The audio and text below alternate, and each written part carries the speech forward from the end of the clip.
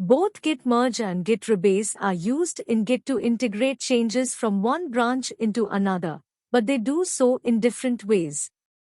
Here are the key differences between Git Merge and Git Rebase. Git Merge. Merge commit. When you perform a merge, Git creates a new merge commit that combines the changes from the source branch into the target branch. This creates a clear history of when the merge occurred. Branch history. The branch history remains preserved, as the merge commit shows that a merge took place between the branches. No rewriting history. Merged commits retain their original commit hashes and commit history. This can make the history a bit more cluttered, but it reflects the actual sequence of development.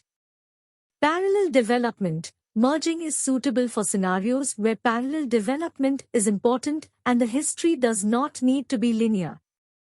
Git Rebase. Linear history. When you perform a rebase, Git transplants the commits from the source branch onto the tip of the target branch. This creates a linear history where it appears that the changes on the source branch happen directly on the target branch. No merge commits. Rebase avoids creating merge commits in the target branch. This can result in a cleaner commit history without as many branching and merging indicators. Rewriting history. As commits are applied on top of the target branch, their commit hashes can change.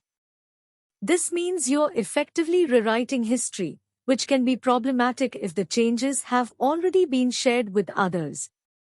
Continuous integration. Rebase is often used when working in feature branches to keep up to date with the latest changes on the main branch. It helps maintain a linear and clean history.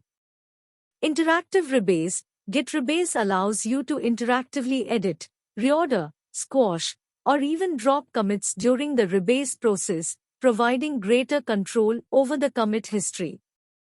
When to use which? Use Git Merge when you want to combine changes from one branch into another and create a clear merge commit to show the integration point. This is suitable for shared or stable branches.